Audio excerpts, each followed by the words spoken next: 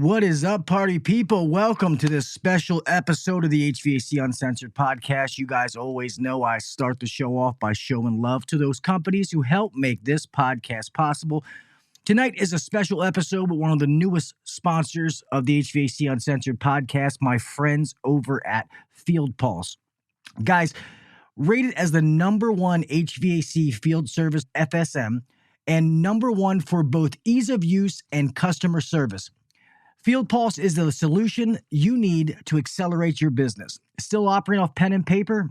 FieldPulse keeps track of your customers, estimates and invoices, work orders digitally, helps you gain visibility in every aspect of your business. The FieldPulse scheduling features help you keep track of your techs, their jobs, and their current location while out in the field. FieldPulse also has maintenance agreements and the good, better, best proposal tool included in the platform. If you do commercial work, there is a project management feature to help you with the long-term work. On average, businesses grow 60% within their first year after signing up with FieldPulse.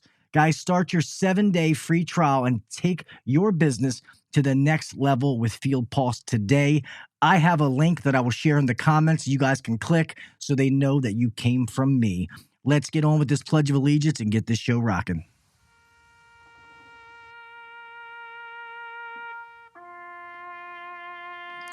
I pledge allegiance to the flag of the United States of America and to the republic for which it stands, one nation under God, indivisible, with liberty and justice for all. God bless the United States, and thank you to all those men and women who defend it.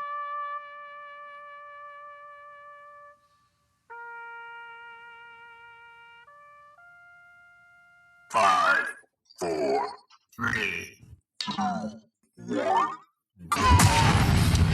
Welcome to the #1 rated HVAC podcast. If you're looking to grow in the HVAC industry, then you're in the right spot. Blue collar people talking about blue collar shit. Let's get better together. So turn up the volume, buckle your seatbelt, and let's welcome your host, Gil Cavey Jr.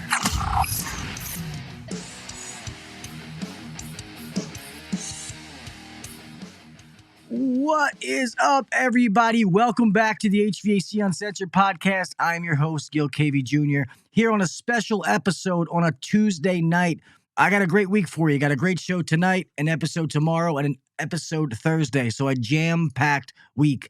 Guys, I'm going real fast before I forget. In the comments, I am going to copy, if any of you are interested in using FieldPulse, that is the link that you guys can click on to go check that out, and you will learn about them tonight. Real fast before we move on, hello to everybody in the chat. Mr. Randy Laz, Everything HVACR, HVAC blogger, Jason Johnson. I think that's everybody for now. Oh, and Mr. Reliable. If I missed somebody, I'm sorry. But hello, everybody. Thank you for being here. Let's get on with this show and introduce my guests. Guys, I was just on their podcast a little while ago, and it was a good time, and now I get to have him over here. So if you guys would help me welcome, he is an industry advisor. Really, he's a working man. Like he says, he's a working man who works for a tech company, helps serve people in their business to let them use this platform to better themselves. So guys, help me welcome Mr. Daniel Myers. What's up, my man? Oh, not much, man. How about you? Same old, buddy. Yeah, I hear you.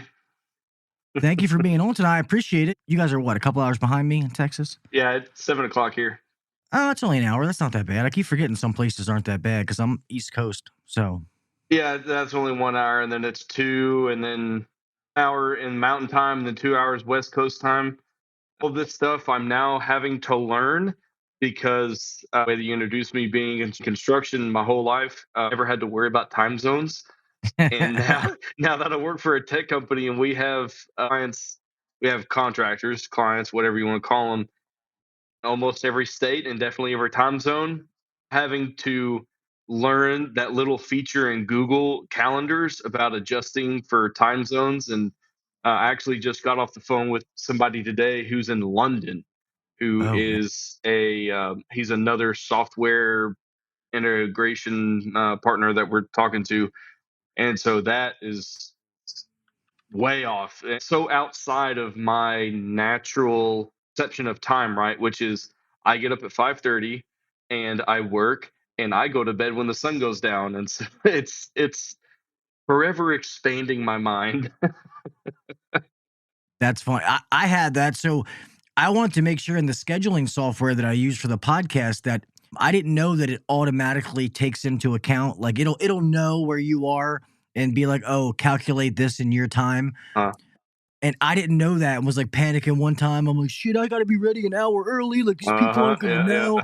It's amazing when technology can work in your favor. So, Yes. but I guess let's do this, Daniel, real fast before we even get into Field Piece. Like we talked about when we were talking about on your show, just so you guys also know, Daniel is also the host of the Field Piece podcast. They have their own podcast. Very, very good. You guys should go check that out. Anywhere you find podcasts, that should be there. A little bit about your background, because you were a tradesman. You were in the trades. Absolutely. So I do not come from a construction family at all. I come from just a small business family, and say that I was born into a small business. My parents started a computer parts retail business literally when they found out that they were having me. Mom tells a story all the time of having me in a carrier in the wintertime, their new office waiting on the electricity to get turned on. And they broke ground, opened the business in late December. I was born in mid-January. So I spent my entire childhood being raised in a small business where after school, my brother and I would go to the office because the business didn't close till 5:30. And so fast forward a little bit, I'm 14 and I start mowing my grass. I start mowing my neighbor's grass. I start mowing about 4 or 5 homes on my street. I start mowing their grass, and then I start trimming their trees, which then leads into fixing gates, which then leads into fixing fences.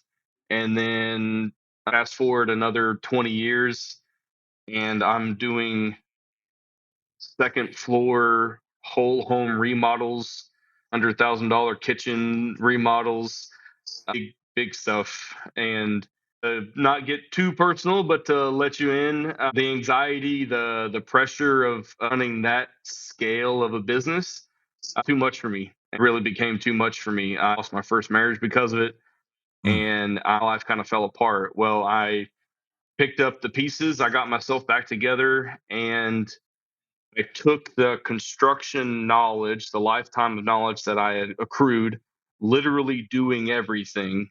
Because I've framed houses, I've poured concrete, I've put on roofs, I have set windows and doors, I have trimmed out, built an entire library in this lady's bedroom, spare bedroom.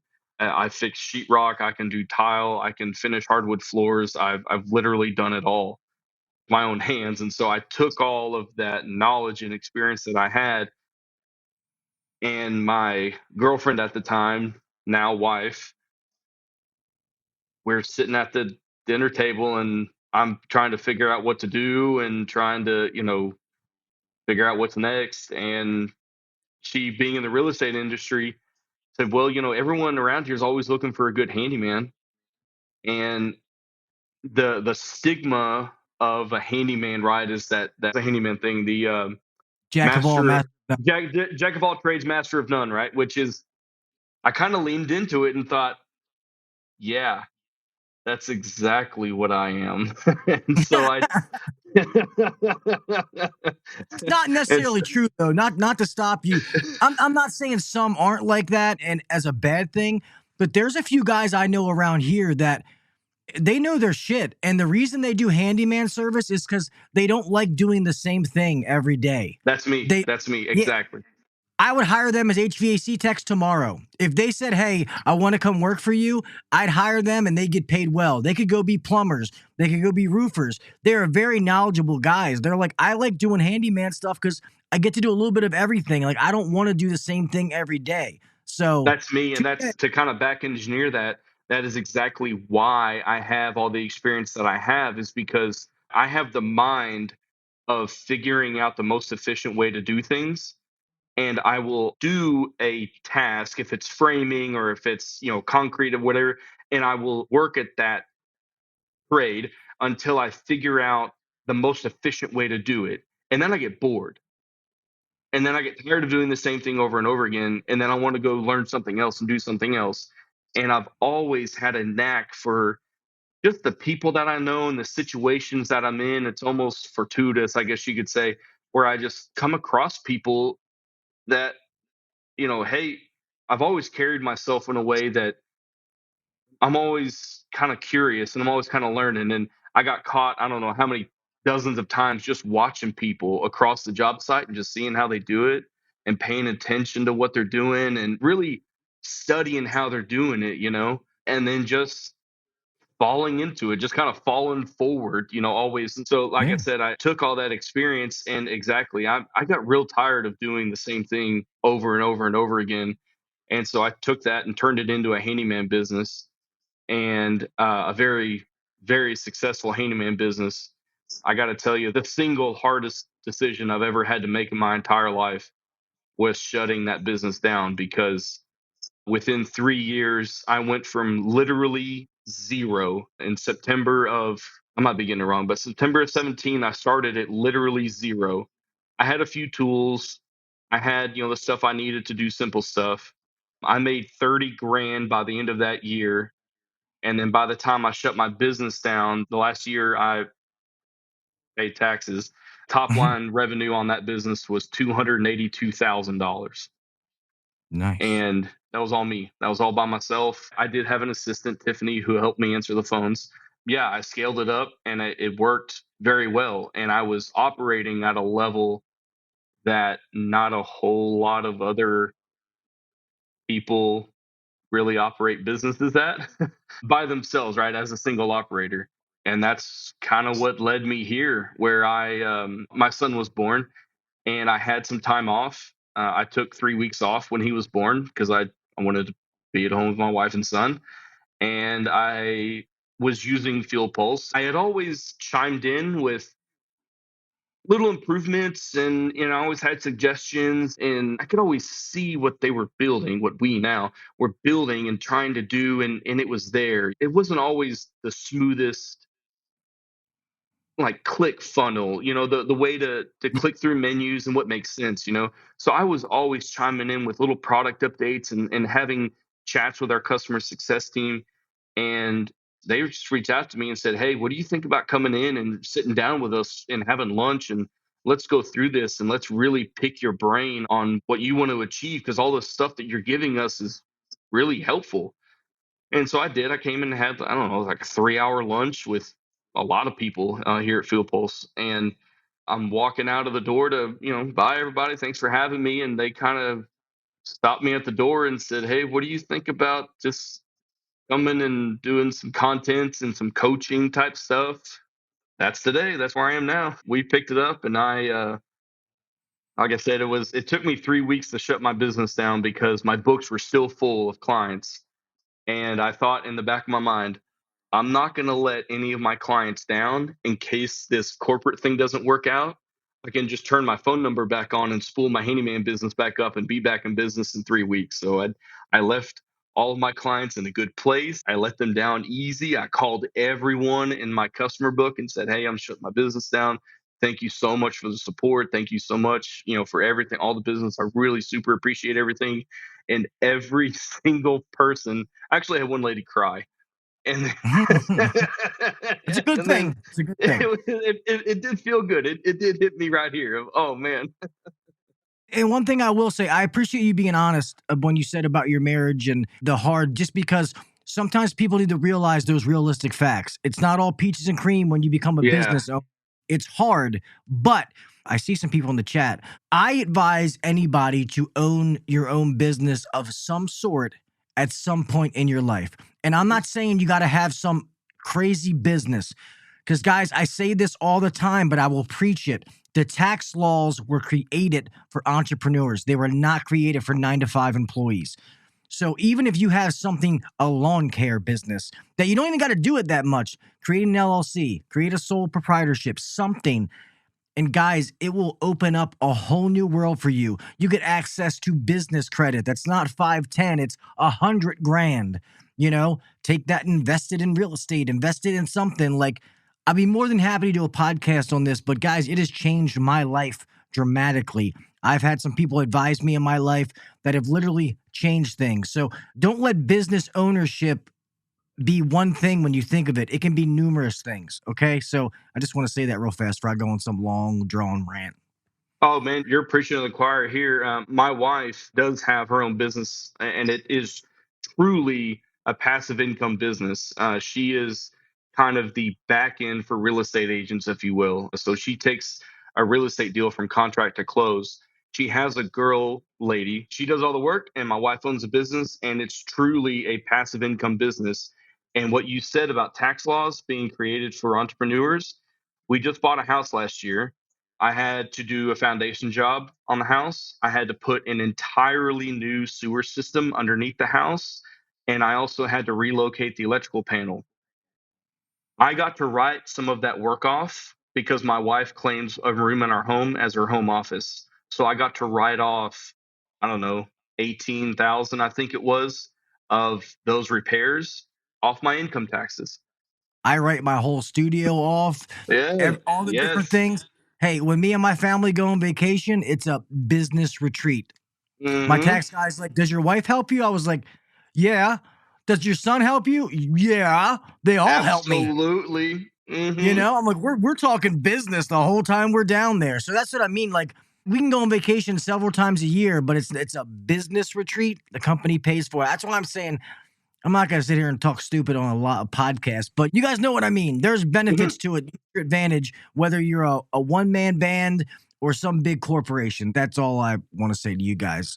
That's awesome. I mean, that had to be a scary transition for you to go from doing something like to this. Did you have that, oh shit, what did I just do moment? You had to. I mean, that's every day I wake up and I walk into this office. I, I call this smartphone thing that we use all the time every day a light box. And I don't know what the light box does. I just know that I can call anybody, I can text anybody, I can use it for Google Maps and traffic and emails. I don't know what else it does, but I walk in here some days and we have a great sales team and they're asking me questions, product questions. Hey, can we do this integration? Can we work on that? Can we import this? And I have no idea what you're talking about. I have no idea. I'm not the person to ask. I don't know. Man, I say this because I wake up and I walk in here every day. I kind of look around, honestly. I walk in here every day and I kind of look around and I just, okay, my paycheck didn't bounce. So I'm just going to keep on working. I get, doing what I do. And it's a very, very weird existence that I live now. I had a moment that I made myself laugh in this very room at one of these offices. I was watching it rain and I was looking through the window with my hands up like a zoo animal. I'm watching and watching it rain, and there's guys downstairs at the building. They're filling in the stress cracks in the concrete with that self-leveling sealant. And I'm looking there and I'm watching. I know exactly what they're doing, and I'm just watching them work. That's funny. That's cool though, man. Well, good for you that you got that opportunity, man. It's good to see people get opportunities because the trades are great. But let's be honest, like I always tell people when you get into the trades, any trade, it's taxing on your body. So Yes. you have to think of your end game. Are you going to be a manager? Are you going to try to own your own business? You're going to go into tech support. You're going to go into sales, like something, because nobody wants to be that 50-year-old guy climbing in attics or going up ladders. You know what I mean? Like you just don't want to Yeah. do that. And I feel bad for the guys out there still doing it because they might be great at what they do.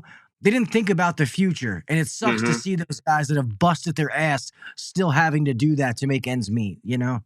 Yeah, and I would say that's not all of them. I have known quite a few guys that were getting older. I'd say, I don't know, 50, 60, something, and they have tried that management route, right? They have tried to get out of the truck.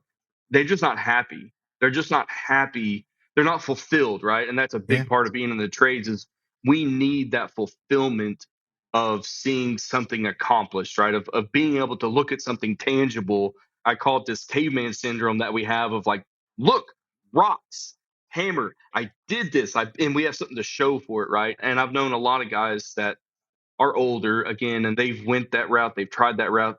I knew one guy that had a business. He had 20 men working for him, successful. He had never been more miserable in his life. So he sold his business and went back to work as a tech for someone else. He has all the money sitting in the bank that he'll ever need, but he was not fulfilled sitting in an office running a team. He wanted to be out in the field. He wanted to be turning wrenches. Hey man, more power to you. If your body can hold up doing it, man, go for it. I have arthritis starting to set in my hands, my wrists. I already had my shoulder worked on a couple of years ago. Exactly to your point, I started to see the future and started to look around of this is not going to work for me. Yeah, it happens. I've told this story numerous times. Like I went into management, like I was that best guy in the field, and Hmm. I thought the next step was management, and I was like, okay, that's the next step in my career. And when I first got into it, I'm like, this blows. I don't want to do this. Like, I want to go back. Like, I like fixing stuff. I like turning wrenches. And I would find ways to get back in the field. And then I slowly started learning things and making the transition of finding a new way to fill my cup, so to speak, Yeah. for filling it. And mine is, it's funny when I always want to be the boss. I'm like, yeah, I want to be the boss and blah, blah, blah. The only difference is I used to work for the boss. Now that I'm the boss, I work for the techs and the people. My job is to make sure they have everything that they need, whether it's training, resources, vans, material, whatever, so that they can do their job. So I like that part, the training. I still get to be on the technical aspect. I still get to go out in jobs. I ride with the techs because I want to find reasons to get out there, buy them lunch, build relationships. So it took me a while, but I finally found to like being a general manager of a multi-million-dollar company. Like now, I love it. I love going to work every day. Obviously, I get to be at an awesome place too, but I love it because for the longest time, I was like, I don't know if I made the right decision, Absolutely. And not to put words in your mouth, but if I can try and put words in your mouth, I think that transition that you had to learn and you had to make was leadership. What you described was a leader, somebody that works for everybody else. And I have been a part of those teams. Now, I did not own the business, but similar to yourself, I was that right hand man where I had a team of guys working for me for the company, but I was the guy setting them up on schedules. I was the guy getting their trailer to the job on time. I was them getting materials, making sure they had the tools that they needed, the agenda. I was keeping the thing moving and I was keeping projects rolling, sometimes 2 and 3 projects at a time. And exactly to your point, where I found a different way to feel that fulfillment that guys like us really, I think it's like down in our bones. And then I also just bought an old 70s house. And so now I have projects for the rest of my life. So I have plenty of stuff to get that fulfillment. That's funny. And that's true. Like I can say like I've always been a natural born leader, but knowing how to lead properly, that's a whole new thing. Sometimes Yeah. you can lead people, but hey, you might think you're leading them in the right direction, but when you get where you're going, you're like, shit, we should have made a left back there, Yeah. So it is. It's a lot of growth and it's a different kind of leading. When I started reading books, like when I was a technician, HVAC, it was, I put my nose in the books. I wanted to know everything, technical stuff, whatever there was out there. And then when I got into management, I started reading books about culture, sales, what makes a good manager, what makes a good business owner. Because granted, I don't own the business. My buddy Ryan is the owner. I run the company for him, or we run it together per se. And I don't run it for him. I do, but you know what I mean. Yeah, I got you. And he kind of pushed me into read because I've never been a reader like that. But it has totally changed my mind. Like I don't listen to the radio anymore. Like I'll listen to a podcast, an audiobook, something that is going to make me better. And it was hard, but it is life-changing. Like every moment that I have, I'm getting better at something. I'm learning a new skill. And I feel like when people say, like, I used to be that guy, like I'm so busy. And I am, but you always have more free time than you think. You're just using bullshit time and getting nothing accomplished. Oh, absolutely, man. I could not agree more with what you just said there. I used to listen to the radio and music, is something that it's so funny to human nature. Like my son is 1, and I put Aretha Franklin on or some kind of blue. He's already moving. He's already shaking. It's an innate trait of human beings. But what I have done over the last probably 5 years now is I have turned down the amount of music that I listen to, and I have severely turned up the amount of podcasts that I listen to. And to your point with reading books, I think that the single moment that I made that similar transition to you is when I learned, first time ever, learning about different personality types. It intrigued me so much that I started listening to podcasts about it, and I started listening to different types of personality tests, exams, all these kinds of things. There's the Enneagram, there's the DISC assessment, there's I know I'm missing some other ones, Myers but Briggs. All of yes, our Myers employees Briggs. take the Myers Briggs. I'm like Yes, an ESPJES. I forget, but yeah, yeah, we yeah, make I know. everybody do it, and it's amazing how true it is. Answering Yes, those questions, man, it's spot on. yes, and so exactly that. So learning about different personality types, to your point of like, everyone thinks being the boss is like, being the big shit, and telling everybody what to do. And it's my way or the highway type stuff. But learning about how different people learn, and then learning how different people respond to different stimuli or, different things. Right. And we're all different. Learning that just, it melted my mind down. And then I started to learn more and more and more about from that foundation of personality types. Then I started reading management books, leadership books, and different ways that people have led successful teams. To follow up on your point of having more free time than you think, get you a set of earbuds, get a headphones, whatever. They don't have to be wireless. I used to have wired ones, and I I would got the Amazon ones and AirPods. So if one yes, dies, I got another one. yes, I had two. I always had two, and I would always look for the one with the longest battery lifetime. And I would wear one pair out right after lunchtime, and then I would charge those in the van. I would put my other ones in, and I would finish the day listening to more podcasts, listening to more audiobooks is a big part of my life too. And I'm cramming so much more into my brain than music did for me, and that I didn't get in school either, because I'm learning about the stuff that I want to learn in the way that works best for me, which is listening, not being talked to. There's a big difference. Yeah, we read a book. Who is it? I forget the name of the book now. I'm going to be so pissed. I'll remember after this, but it is about culture. What makes a good company culture. And when you read this book, it's amazing because people think management, okay, you're in charge. You have to tell these people to do, make sure they know what they have to do and be nice when you do it. But you got to stick your foot in their ass. You got to be tough. But you have to lead people like everybody's different. I used to say when I coach sports, you got to know which kid to kick in the ass and which kid to pat on the ass. It's the same Hmm. thing in management. You have to know which ones, if they're going to shut down, if I yell at them or whatever. Some people need that stern voice. Yeah. Also, that you give a shit about them. It's like, hey, what can I do to help you? When people work here and it's like, okay, well, if you come to work here, how can we help you achieve what you want in life? And people are like, what? I'm like, yeah, how can we help you achieve what, you want to achieve in life? And they're like, nobody ever asked me that. I'm like, well, you're that applying at the as wrong places. Asking those questions, I've learned, is the basis for the Socratic method. And that's a way of teaching, of just asking questions. Exactly that, asking those questions. So you're taking a task, a job, a project, and you're almost making it objective. You're making it almost abstract of, okay, here's what needs to be done objectively, regardless of who does it, how it gets done, whatever. The job is its own thing. The job needs to get done. Now, how do we get this best accomplished? What do you do? What do I do? What does he do? What does that guy do? What do we all do together here to get the objective task completed on a cost efficient basis, a time efficient basis?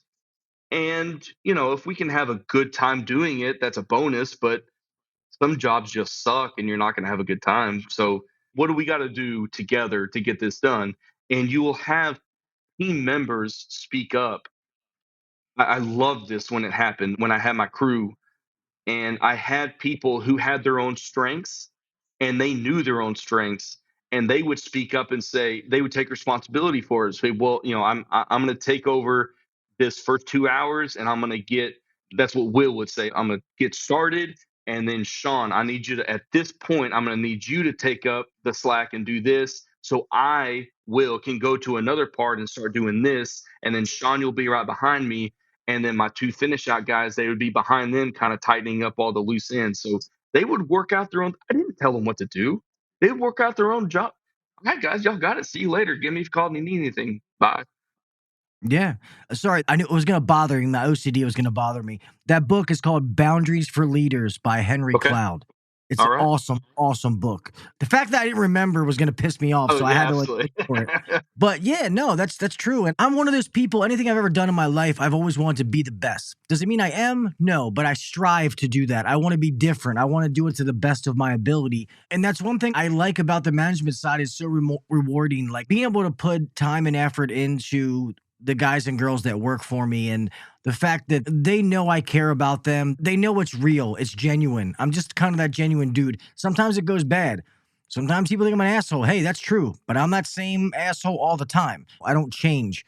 But it's just rewarding when I see them, we're talking in a meeting and I'm like, hey, what's everybody got going? Any big plans, personal plans? What you doing? Like, hey, did you get that house yet? You close? And then we're like, hey, man, like we're buying that house. It's like, fuck yeah, man. Like, let's celebrate that shit together. Like it's an awesome feeling. And I feel like more and more companies out there are getting that good culture of treating techs good, treating their people good, paying them well, training and stuff like that. Because them old, like, oh, if you don't my way or the highway, if you don't like it, we'll just get somebody new. Well, the technicians hold all the power nowadays, okay? Yeah, I was gonna say not anymore. Yeah, if they're not treating you good, then somebody else will. Don't sit around and suffer, because you don't have to. That's for sure. Well, let me ask you this. We'll try to get on. Damn, time flies by so fast when you podcast. Yep. I guess let's get on. So when you were using FieldPulse, let me use it this way. What are some of the things that you loved about it that they incorporate for somebody using it on the user side? So what drew me over to them was the simplicity of it. Now, I had started with one of our now competitors, House Call Pro. Very easy to use, but anytime I needed help with something, I couldn't get it, or I had to chat in, but they didn't always have a phone number available, and this and that and whatever. And I still remember to this day thinking, guys like me don't really know what we're doing with this thing. Like, we're afraid to push buttons because there's not always a back button. And sometimes you look at a word on a button you're about to press, and I remember having this thought, this seems really final. This seems if I push this button, there is no way to go back just because of the word written on the button. And so I found Field Pulse just by looking around, by shopping around, doing some demos, and seeing the simplicity of it, the simplistic nature of it, which was good. But then there was some additional stuff that I didn't even know that I needed because somebody at House Call Pro never even told me about them. But the full demo that I got at Field Pulse, I still remember. I don't remember who did it, but I do remember the demo of sending out emails attached to certain items. Like I could send out an estimate in an email, which is, I mean, everybody does that. That's simple. But then I could send a follow up, a reminder email. Oh, yeah, because some people don't check their email. Yeah, that makes sense. And then invoices. I send an invoice. Well, people don't get those emails. And quite truthfully, though, I had some very wealthy clients who would be in the Bahamas or they would be in another continent and, not really looking at their email type thing. And so, again, I could send up a follow up email, a simple reminder email. And then I could also send a receipt email thanking them. And it was the whole receipt was, hey, here's what you just paid for. Thank you for your business. I really appreciate it. My family appreciates this. I would really appreciate you telling anybody and everybody that you know about my business, about what I do. And here's a link to my Google My Business page. You can leave a review. Every single time people respond to those emails, wow, thank you. Uh, Yeah. uh, or what? For the work? Because you paid me for the work. Like, I say please and you say thank you, and that's the exchange. But then after the receipt email, I would still get a response of thank you. And so that, to get back to your question though, of what FieldPulse did was make it more personable to the client. Of course, it's on me, right? Because I have to show up, I have to do the work, I have to be clean cut. I can't smell, like a plumber. Gotta be careful. I got someone here. But it is on me to provide the service. But the Field Pulse was just the cherry on top that put me above. At one point in time, I had people waiting 6 weeks for me to come by. That's And awesome. like I said, part of it's me doing the work, but part of it is also the fact that they know the amount of communication that I give them. And that makes sense. A lot of people nowadays, man, when I talk to different customers, like, yeah, we're happy of our 5-star Google rating and our different locations and stuff like that. It means the world to us. But when I do quality control and I'll call back random customers and talk to them, or I'll go out to random customers and talk to them. And most of them are like, I just want people who actually give a shit. They're like, sometimes it has nothing to do with the cost of what it is. I just want a person to shoot me straight and be like, hey, you need this. This is why. This is how much it costs. I'm sorry you have to do this. It's kind of an expensive job, but I can take care of it for you. No Mhm. problem, Gil. Here's my money. Get it done. It's that simple. Yeah, I learned something. Okay, I learned it and I knew that I knew it, but I didn't know the phraseology behind it. And I finally found it one day in a podcast, of course, is that people do business with people. People don't do business with businesses. They do business with people. And so, again, like you said, if I can make someone feel, and I'm not a salesman. If you don't want to do business with me, I don't care. I told people all the time who are price shopping, well, can you offer any discounts or this and that? No, I don't. In fact, if you're gonna start talking about trying to get me cheaper, I need to hang up the phone because while we're talking, I missed 3 other phone calls. So this conversation is over. Bye.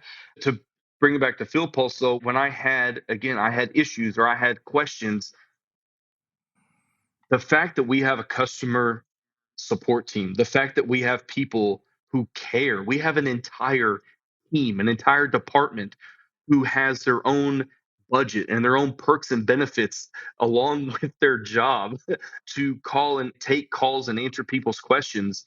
It's the exact same relationship that you have with your clients that we at FieldPulse have with our clients. We take into consideration problems that our clients have, and we,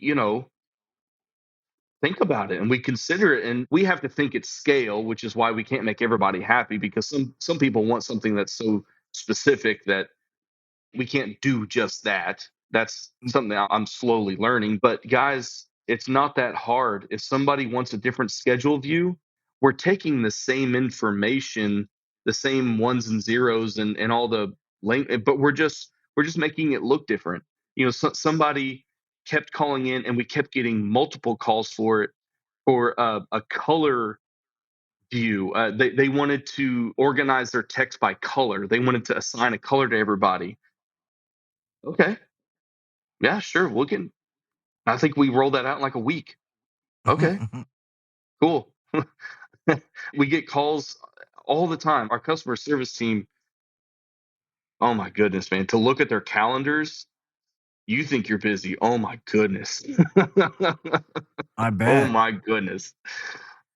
I bet. And I'm honest, with my listeners and viewers that, Field Pulse is a sponsor, and I don't currently use it, but I went through a lot of demos and a demo account that I can mess around in. And there's a lot of things that I really like. And I agree with you about the ease of use. And I love just the seeing everybody's schedule and that I can literally just drag it and go over here. Because we currently use House Call Pro right now, and we are talking about switching. We've kind of outgrown them. We're going to be a $6-7 million company, and we're past House Call Pro. We've outgrown them. We actually get that call a lot. That's funny.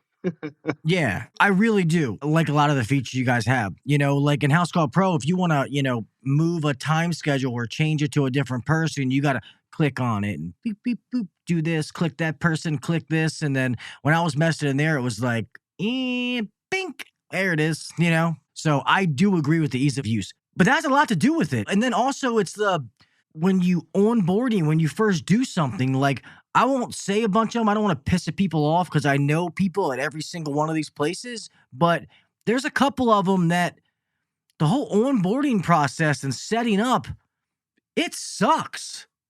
The learning curve is ridiculous. Like, I'm not trying to fucking learn Chinese or calculus. Like, I just want to be able to run my business and get the numbers that I need. But I want the numbers that I need. And then when I get them, it's great if you give me a whole bunch, but I don't need these. So now all you're doing is just adding shit that I don't need that's throwing me off. It just, sometimes it's too much. I believe the company that you're talking about is Service Titan. And maybe. I'll call them out. My talking point, I don't do sales, but I have talked to a couple of other partners and a couple of other customers who use Service Titan. And I've seen in the dashboard, right? I've seen inside their accounts, and they are literally going past all of this information to get to something useful. And the light bulb went off in my head one day is like, you really need all that stuff? I mean, if you're a reasonably sized shop, right? Now, if you are a top tier 100-man, 150-man shop, we're not always the right fit for you. And we will admit that. Like, our sweet spot is 2 to 25. That's our sweet spot. That's really who we're going after. But we are slowly building functionality into margin versus markup estimating and cost basis and cost profit analysis.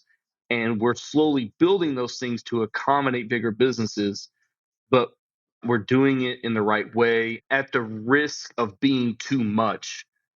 We're adding things slowly and we're doing this incrementally because, like you said, to just dump truck and onboarding that takes, and Service Titan will tell you on their website, they tell you it takes on average 3 months to integrate into our 3 months. 3 months. It's longer. What are you going to miss in your financial reporting in 3 months that you need to forecast when you're running 100 men? Oh my goodness. Yeah, it's like, oh, well, we give you this number that your guy backs into his parking spot 6 times per week. It's like, I don't need that. Like, yes, you have to look at KPIs, key performance indicators, certain things that you should be looking at. But like, same thing I say to HVAC technicians, it's great if you know what the superheat and subcooling is by using digital gauges. But if you don't know what it's supposed to be, then what the fuck's the point of knowing in the first place? Same with your numbers. It's great. It's like, oh, this is our average ticket, or this is, our average book lead per phone call, or whatever it is. But if you don't know what it's supposed to be, it doesn't matter. That's only a small piece. You have to get the data and know what it supports. Okay, this is where it should be. We need to get it here. This is what we have to do. You know what I mean? Like, there's more to it. Yes, absolutely. And one thing that we found recently that I'm pretty excited about, we found the need, and somebody brought this up to us, we found the need to parcel out POs because guys are always going to the supply house and they're buying things that shoe covers, paper towels, flux, solder, things that you don't necessarily attribute to that job, but you need at the time that you go to that supply house. So now we're working on a generic PO program, if you will, that will separate out the PO from what is actually being job costed to that particular job, and then just a generic PO for generic, use stuff, like gas and, like I said, paper towels, shoe covers, all the miscellaneous stuff that you don't necessarily want to tie into a job cost because it throws your metrics off. Yeah. It does. That's a good point. Because that's something so small, but Yes. it adds up, Yes, it does. over Absolutely. the year, all the working days, that's huge, and yeah, we use truck stock POs and guys do that, but does that mean they slip sometimes? You know what I mean? Oh, I'm going to Mrs. Smith's. Oh, just, yeah, put it all in that PO. My biggest thing is I try to keep guys out of supply houses. So Mhm. I have an automated thing that we use that's not through any of the CRMs or something like that, or FSMs, whatever the hell you guys call it yourselves I nowadays. don't even know anymore. I They're I all I just work here. yeah. But yeah, I try to keep them out of supply house for that reason, because normally they're in the truck inspections, because guys would have, 6 things of PVC glue. And it's like, because it's not their money. I get it. They're going to a job. Mhm. Oh, let me grab one. I'm not sure if I have it. It's like, okay, well, you don't need 6 cans of fucking PVC glue. Like, that costs money. Mhm. You know what I mean? Like, little things like that really make a huge difference. But back on the FieldPulse, for one, I know the award you guys won. I'm sorry, I should know this and I don't, but what is the award that you guys just won? Oh my gosh. We won number one, and I'm honest, I don't know how many categories. I think it's 4 or 5 different categories that we won. Ease of use, most innovative, best I don't even know, honestly. I felt bad too. I didn't mean to put you on the spot. My bad, dude. And so for me personally, I just said this the other day to our CEO and there's someone else I can't remember who was sitting there, but I said, I'm honestly surprised at how much attention this has garnered us, because I thought of G2 as me, just a normal guy. I thought of G2 as like, this is going to sound weird, but like other software stuff, like Adobe, software and like creative soft. I don't know. I just didn't think about it for us, but then the announcements came out, the awards came out, and now, I mean, it's in all of we standardize our email signatures, and we've put out some branding and, some advertising and stuff. Oh, And the that amount of people who tag that now as where they saw us, it took me by surprise personally. Yeah, it's funny you said that, because I'm looking at Mr. Michael Hoffman's email from FieldPulse. Hmm. Yeah, it was best ease of use, happiest users, and software advice most recommended. But yeah, that's awesome, man, and good for you guys. So how long has FieldPulse been around? Like, how long have they been an option? So Gabe Pinchev started it in 2015. To look at the history of the business, it seemed like Gabe and the developers, right, where they were building and they were, gaining some traction, and it takes a long time because there's so much development in the back end for something like this to bring something like this to market. And so to look at the history of the business, it was slow and steady. It was steady, but it was slow. And then it seemed like something happened about mid like 2 years ago. Gabe can speak to more what it was, but my own interpretation of looking at the history of the business, something clicked, something changed, something happened. And now we have some months where every business has financial projections, has, forecasting, and it's a different scale where our projection is and where our actual is. We have to zoom the scale out because the numbers are so different. Yeah, It's pretty that, cool to be a part of. that's awesome, man. That's awesome. Say you don't know me. I walk up on the street. You tell me you work for FieldPulse, and I tell you, hey, man, I'm looking to use one of these CRMs, FSMs. I'm not sure which one to use. What is your pitch to people? Like, hey, if you're looking, this is why you should look here, if that makes sense. It does. I just had this conversation on Friday, and we are trying to figure it out. We're trying to back engineer it. And here's my elevator pitch, if you will. Our customer service team, not to make the equivalency, but it's like insurance. You need it. You don't really know that you need it until you need it. And then if anybody has ever had, and I have personally had a positive experience with insurance, it changes your perception about insurance. So now to tie that into customer service, you're on a sales call with anybody, and this is ubiquitous to all say they're gonna, say everything's great and you're gonna be so happy here and blah blah blah. They're gonna sell you, right? That's their job, is to sell you.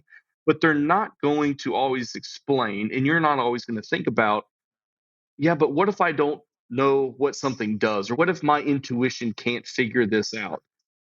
Well, good luck calling any other customer service team in our industry with our competitors. We are the only ones who actually put significant resources into our customer service team, that actually put significant resources, one word, but like we really rely, even internally, we rely on our own customer service team. They know the product inside and out. I have never seen them get stumped, ever. Nobody has ever come across a situation or, something that it's a bug or, or something. Our customer service is second to none. And to bring it back to where I started, we need to figure out a way to push that, because like I said, it's one of those, I don't even say necessary evil. That's not the right way to put it, but it's one of those things that you need, that you don't know that you need until you're looking around and and it's froze. Is it my phone? Is it the software? Is it my internet connection? Well, we can look at that. We can get into the back end of our own software and say, yes, actually, it is a bug. We did have a slight outage. We should be back in 20 minutes. Or there are certain people in our company who can even say, no, you dropped a cell signal in your loading. That's why it didn't work. They can look into that, and it's a little creepy, but they can. And it's a good pitch. It just means that you give a shit. It's not one of those things where it's like, oh, we got them as a customer. Oh, now they're so invested they won't leave. We got them. Because I feel like a lot of companies, and not just CRMs, FSMs, whatever we're talking about, companies in general, they do so much in the marketing to get somebody that, like we just talked about, some of these, it's changing one of these is not simple. It's the way you No, run your business. It's a big step. So people get scared, and when they do it, they're not going to do it like again. If God forbid they don't like it or don't get the service they want, they're like, well, we're going to have to deal with it. Because for one, maybe we can't afford to, we locked into a contract or whatever it is. So one that cares, and it's like, hey, yes, welcome aboard, welcome to the family, whatever the motto is. And then it's, how can we help you? We're going to help you. This is how you put the people in. This is how you do this. Like, that's huge. not to cut you off, but I've had multiple conversations with our customer service team, who also does onboarding and training and all that kind of stuff. I'm a huge advocate for, if you personally, your business, if you're running a different FSM, keep using it while you implement, while you get FieldPulse set up. That's the way I came onto it myself. Was I initially only used it for estimates because of that email sign and accept feature and the invoices that I could get paid through email. That's all I did for like a month or two. I kept my HouseCall Pro account because I was familiar with it, because I didn't want to take the chance. And so we have lots of people, business owners, who get signed on only as themselves, and they only have one user. They get to know, they get all their customers imported, right? They sync up their QuickBooks, they get it all working. They give it to one tech and they let him use it. Their lead tech, and they give it to him, they get him rolling on it, and then everyone else literally just falls in line. And so, don't just shut down one on Friday and come up with another one on Monday. Take your time, take it easy. Let's learn this, because it's almost the difference between Apple and Google, right? Where the menus are different, the intuition of what buttons to push, right? And what things does certain things. I had an iPhone for about 4 months. I hated it because my brain doesn't work like iPhones are set up. And so I've been Android on my whole life. And so that's kind of what this comes down to, is the intuition, the ease of use, those awards that we won. It's because we think through the use case, we think through the use process in the most intuitive way that we can possibly design. No, that makes perfect sense. And just to hear this, I'll read a few of these real fast. So I won't say these people's name, but it says, I've been using FieldPulse software for over a year, and I am very happy with it. The product itself is user-friendly and has a great design. What I really like about the company, besides their product, is their customer service. When I ask for help, I receive a quick reply and solution to my issue. The added bonus is that I always connect with the same customer service reps, so they already know me and my business. Yep. Let's see here. Customer service is king, and FieldPulse has what it takes to set the standard. They are super fast, easily accessible, and want to help. Not to mention, they offer a litany. Look at this Pierce using big words. Litany of useful features that has really helped me and my business. Thank you, FieldPulse, for being you. And this is reviews, guys, that I'm literally reading from them. So this isn't me making stuff up. And here, let's just go. I'm going to scroll past. And I'm going to read another random one. Let's see. Scroll. Just got on board with FieldPulse, and they have been the best. The support team is great, and the value of the system is better than any other field service management I've used. So he just sat here and talked about customer service being a key. He didn't sit here and go over all the different features they offer, which is a tremendous amount. I can tell you that. You can look it up online. He's talking about their customer service and how they care. They're there to help. I just read 3 random reviews on their website from a shit ton, and every single one of them says something about their customer service. And just so you know, there's someone here that use other things, but most of them are saying something about customer service. It's the best they've ever dealt with. So touche. Hats off to FieldPulse. That's pretty awesome, man. Thank you. Honest, I'm not brown nosing, but it's a great team to be a part of. I've never been a part of, number one, this industry, right? I came from construction, and then to come into something like this, I don't know what I'm walking into on day one, but then the camaraderie that everybody has in the office and online, because we do have some remote people, we don't have any assholes that work for us. Everybody is a genuinely nice person. Everybody is genuinely trying to help everybody else. And our culture speaks through the phone, through our sales team, through our customer service team, literally all the way from the top, from Gabe, who's our CEO, who a lot of these ideas and a lot of these little tweaks and little things, man, he'll message us, no bullshit, 1:00 in the morning. Hey, I'm thinking about this. I thought about this. He'll send a screenshot with notes and little arrows and points. What if we move this around here? I'm thinking about changing this word. What do you think? It's too close to this word that's over here. And all of us are like, I'm in bed. What are you doing? We're going to Go be to there. sleep, man. I'm going to be at work in 7 hours. What are you doing? And he's here at 9:00 every single day. And he, hey, did you get my message? Hey, what about, and just, hey, whoa, slow down. I've got 4 phone calls. Can we talk about this later? I'm a little busy right now. That's funny. It's funny you say that, because Ryan, the actual owner of Beltway that I work for, we all joke about his late night emails that it'll be like 12:30, 1:00, and hey man, I was thinking about calling our service contracts this now, or what if we did this and then we changed that, and I'm like, what? And then he'll do the same thing next. Did you see my email? Yeah, motherfucker, I saw it at 1:30 when I got to piss. Like, yeah, sorry I didn't reply back. So, and we have an office in Australia, and Gabe is doing this for essentially another business on another continent. It's still FieldPulse, but it's on another continent. So try and comprehend that. Your owner running Beltway in Australia in a completely different side of the earth, and he's doing it for both simultaneously. Good day, mate. Yeah, crazy. Yeah, no, that's crazy. Well, I can say, man, it's everybody that I have met. I know the relationship with me with FieldPulse is at its beginning stages, but everybody that I've met so far has been awesome. Between Michael, there was another young lady that I met, you, and the other gentleman who was with you. So I've gotten to meet a couple of different people, and everybody's been awesome and cool and genuine. So I love doing that. I love meeting different people that even I don't have to interact with every day, or isn't like my representative or whoever, because that's how you can really get to see the inner workings of a company, how people are when nobody's watching, like that kind of stuff. And it speaks volumes. If you hung out here when nobody else is here, when it's just us, I'll give you a little insight. We have an inflatable room, if you can call it that. It looks like a phone booth.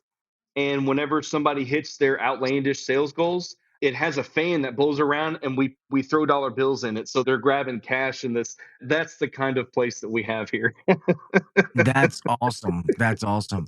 Well, tell your CEO, man, hey, I know we're renewing the relationship, but he wants to fly me out. Let me come hang out with you guys. I'll definitely do it. I mean, I can make time. He might.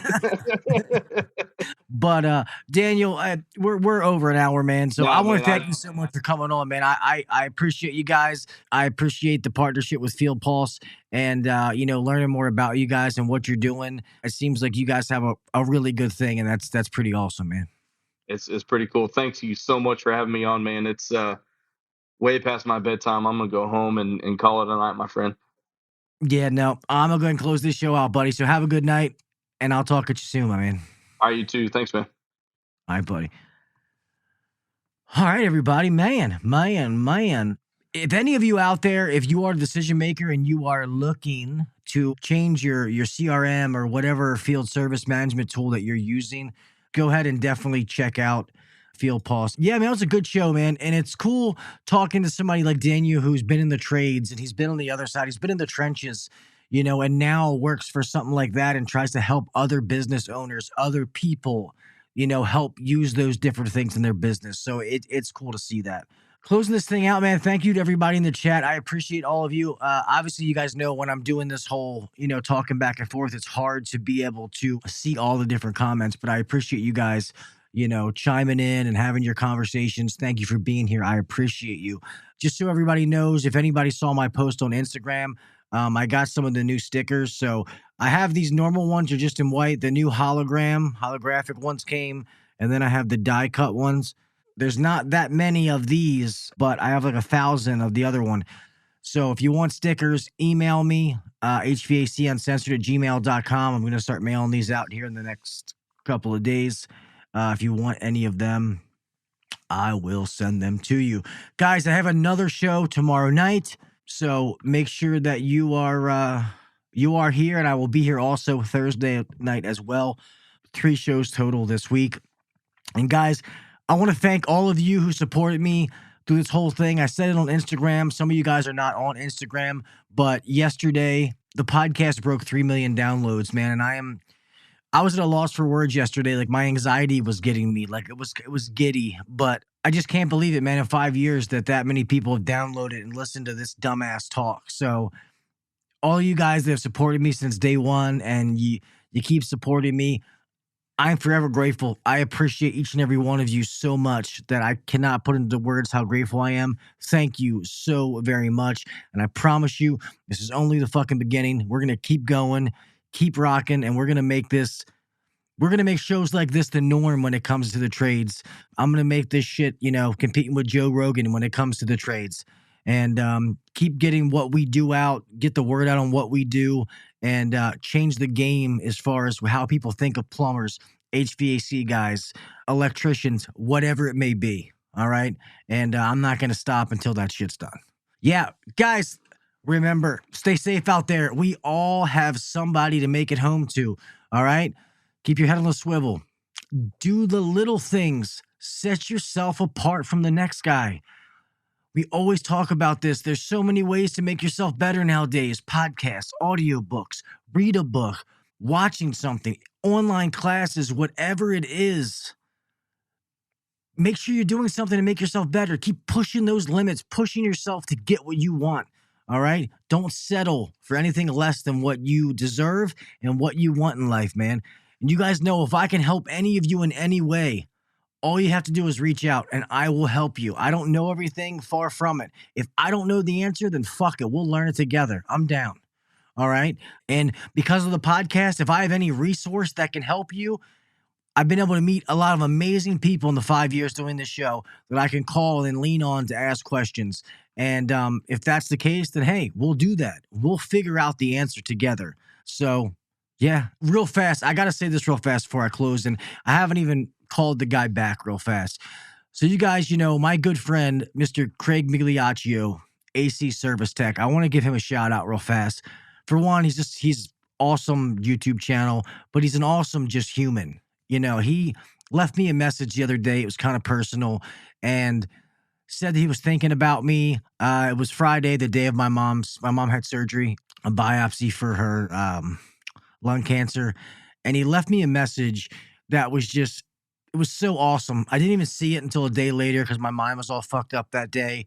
But the fact that he took the time to call me and what he said, Craig, if you see this, I appreciate you so much, brother. I appreciate your friendship. And I appreciate you making that call, and the fact that I didn't answer and you left a message to make sure that I got the message you were trying to give me, bro. So thank you from the bottom of my heart. I really appreciate that, and I'll call you back soon too. But anyway, yeah, that's it, man. I'm not gonna say to just blow hot air out. Be back here tomorrow night, also Thursday. Make sure you follow me on all the social media platforms, YouTube, Facebook. Facebook will be the group, HVAC Uncensored Nation, also HVAC Uncensored Podcast, Instagram, TikTok. That's really the only ones that I'm using.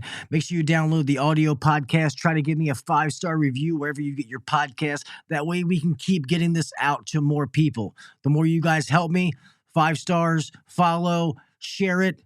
The bigger we're going to get this, the more I can do to give back to you guys. All right. With that being said, I'm going to shut my mouth. I love you guys. I appreciate you. And I'll talk with you tomorrow night. See ya.